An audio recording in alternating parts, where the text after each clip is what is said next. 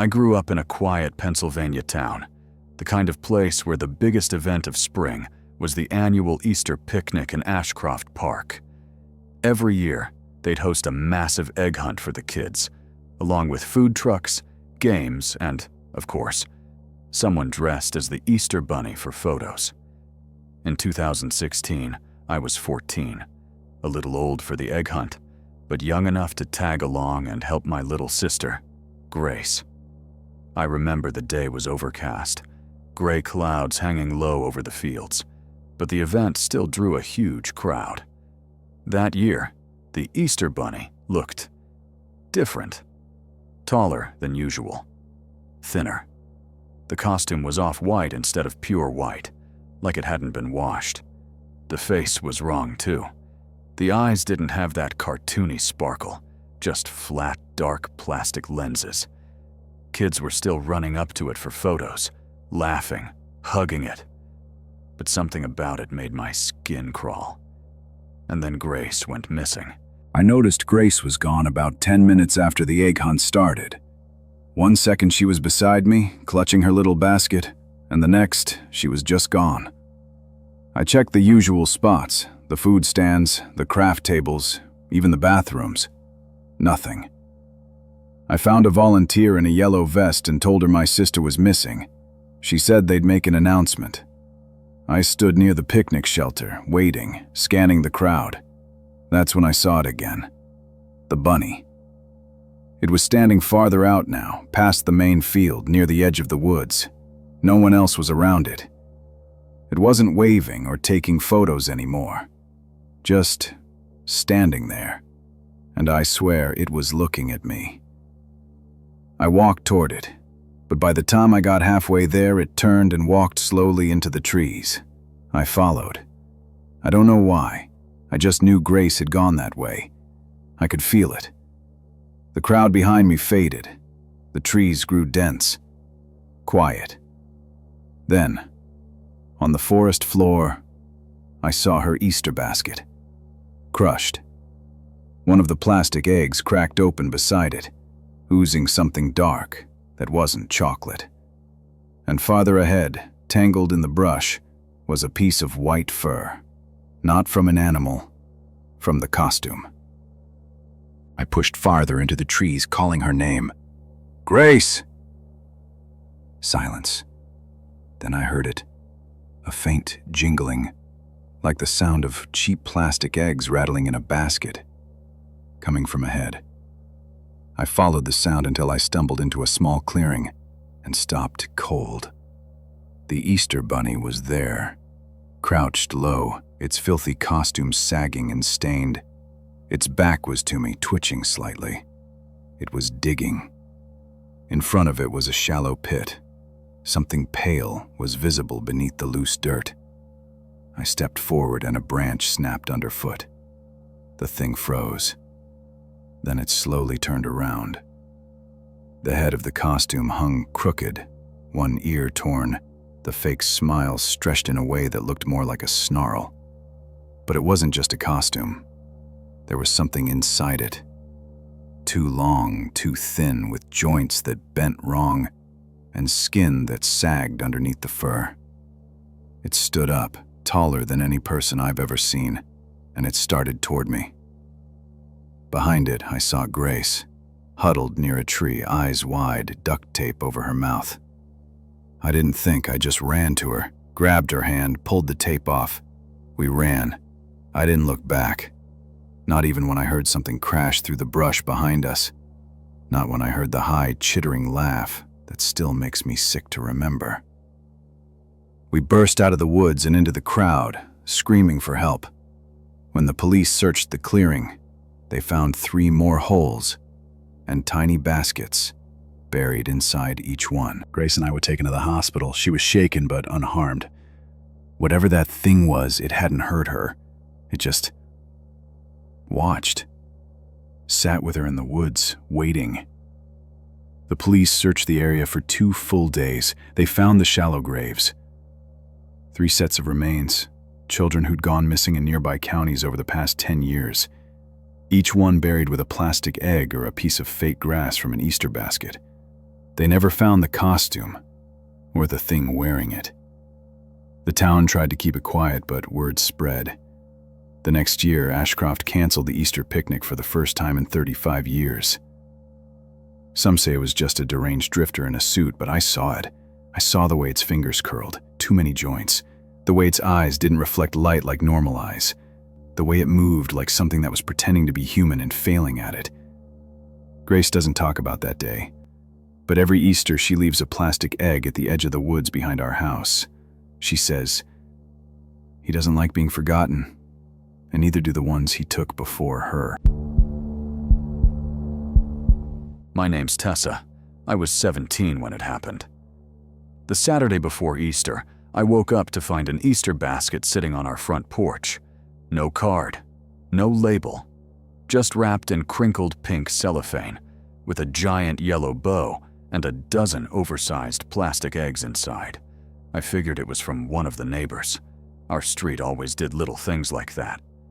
My mom even smiled and said, "Looks like someone's got a secret admirer." I brought it inside and started opening the eggs. Most of them had candy. Some had tiny toys. But the last one, it was heavier and colder. I snapped it open and something fell out, wrapped in a stained paper towel. Inside was a black and white photo, a picture of me, sleeping, taken from inside my room. There was a note tucked behind it, 4 words written in red marker. "Look inside the wall." I showed the photo to my mom. She thought it was a prank, said someone must have photoshopped it from my Instagram. But I don't post pictures of myself sleeping. Ever. And in the photo, I was wearing pajamas I'd only worn once, 3 nights ago. That's when I really started to panic. I ran upstairs and locked the door. "Look inside the wall."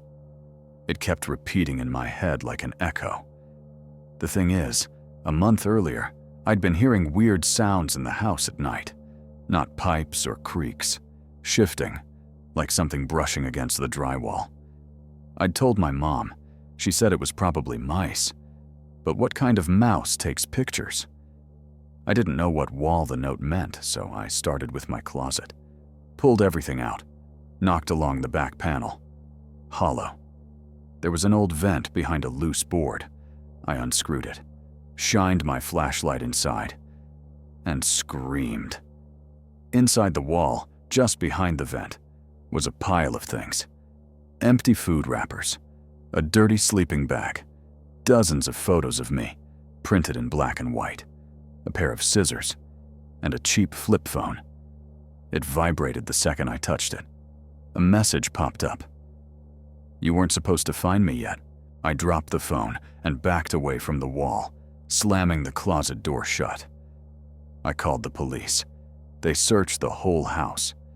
That hidden space in the wall, it ran through the back of 3 bedrooms, mine, my brother's, and the guest room. A narrow crawl space just wide enough to slither through. The sleeping bag was stained.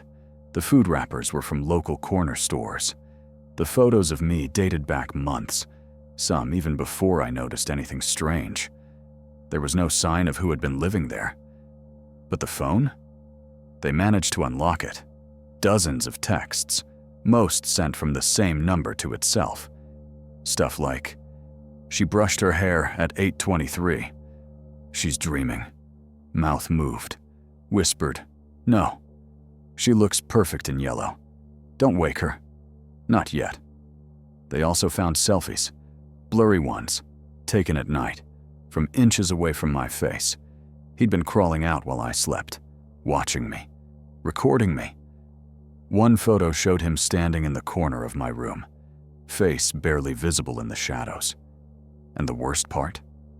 That same basket, the one from the porch, it was sitting behind me in the photo, the night before I ever found it. After the police finished their search, they kept the flip phone for evidence. For weeks, nothing happened. I stayed with my aunt while they checked the house for hidden entrances, boarded up the crawl spaces, changed every lock, added security cameras. They never found out how he got in. Then, 3 weeks later, my mom got a call. The number was blocked, but the voice on the other end wasn't unfamiliar. He asked, "Why did she stop opening the eggs?" That same night, one of our new backyard cameras caught footage. A tall, thin figure in a hooded jacket walked up to the back door and placed a single plastic egg on the welcome mat, then turned and walked away. Inside the egg was another note. "You left me in the walls. Now I'm outside." They never caught him. We moved across the state after that. I still can't be in a room without checking the vents, without feeling like I'm being watched. I don't take naps. I don't wear yellow anymore. And every Easter, I find an egg. Always unmarked, always alone. I don't open them anymore. But I don't throw them away either, because I'm afraid that's what he's waiting for. My uncle owns a little patch of land way out in northern Vermont. No cell service, no neighbors, just a crooked old farmhouse with yellow shutters and a wraparound porch. In 2021, he invited our family to spend Easter weekend up there. My mom thought it'd be a nice break from the city. I wasn't thrilled. No Wi-Fi, no friends. But my little brother Max was excited. He loved the idea of hiding eggs in the woods. On our first night, while we sat around the fireplace, my uncle started telling this creepy local tale. He said years ago, people in the area used to leave out eggs not for kids, but as an offering, to keep away something they called the hollow-eyed hare. Big as a man, he said. Walks like a man, hops like a rabbit. Black fur, hollow white eyes. It comes to the edge of the woods every Easter Eve, and if it doesn't find an egg, it finds a child. Max thought it was awesome. I thought it was a little too specific to be made up. That night, just before bed, we heard thumps outside, like something heavy. Hopping. We all heard it. Not footsteps, not animals rustling in the woods. Thumps, rhythmic, heavy, like someone dropping sandbags, one after another, in a pattern that didn't sound quite human. Hop. Hop. My uncle froze mid-sentence. My mom laughed nervously, saying, "Nice touch, really selling the story." But Uncle Greg didn't laugh. He stood up slowly and walked to the window, pulled back the curtain. Nothing, just the dark outline of trees and the faint glint of frost on the grass. He said it was probably deer and went to lock the front door. I didn't sleep well that night. I kept hearing things, scraping, creaking, something brushing past the outer walls. At one point, I thought I heard breathing under the floorboards. The next morning, Easter Sunday, Max was gone. We thought he was hiding eggs on his own at first. My mom searched the attic, the bedrooms, the shed. I ran through the woods, calling his name. That's when I saw them. Eggs. Bright plastic ones, scattered on a trail between the trees. Not ones we had brought, but older. Faded. Cracked open. Filled with things that didn't belong in Easter eggs. Teeth. Clumps of fur. A child's button. A fragment of what looked like a photo. At the base of a tree was Max's flashlight. Still warm, still glowing faintly through the leaves.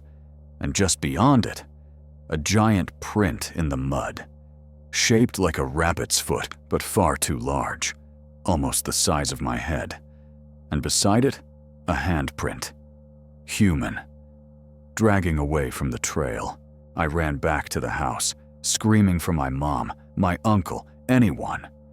The police were called, but the dispatcher's response was slow. The closest station was over 30 minutes away. My mom was crying. Uncle Greg was quiet. Too quiet. He just kept pacing the porch with that same pale look on his face. "I told you," he finally muttered. "You never skip the egg on Easter Eve." We started searching again.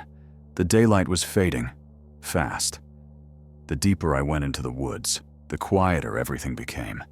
No birds, no wind, just my footsteps and the soft crackle of leaves. Then I saw it. Ahead in a small, foggy clearing stood something. It was still. not crouched, standing upright. It had the shape of a man, but its arms were too long, the legs slightly bowed. A thick coat of black matted fur clung to its frame, and two massive ears twitched slowly in the air. But the worst part was its face.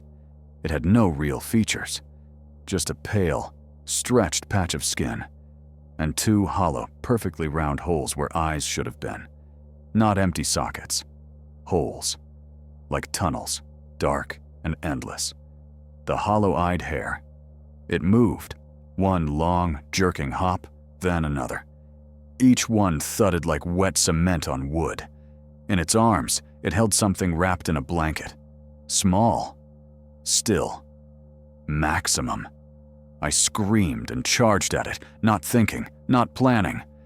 But before I got within 10 feet, it tilted its head slowly and vanished into the trees. Just melted into the fog like it had never been there. I found Max's blanket on the ground, still warm, but Max was gone. Search teams combed the woods for 5 days. Nothing. No tracks. No fibers. No sign that anything had passed through that clearing at all. They treated me like I was in shock, which I was. But that didn't make what I saw any less real. My family left the farmhouse that night. We haven't been back since. Max was never found. His photo ended up on one of those missing children boards at the grocery store. But no one ever called. No sightings. No leads. Just a boy who vanished during Easter. Uncle Greg didn't say much after that. A few weeks later, he packed up and moved to Arizona. Said he couldn't live near the old stories anymore. The following year, on the morning before Easter, we found something on our front step. A basket, woven from dead grass and twigs. No bow, no color. Inside were two things: a cracked plastic egg filled with a child's baby tooth, and Max's missing sock. No note. We moved again. It didn't help. Every year since, without fail, that basket shows up the day before Easter. Always quiet. Always anonymous. And always with something of Max's inside. We don't celebrate Easter anymore. We leave an egg outside the door, and we hope that's enough.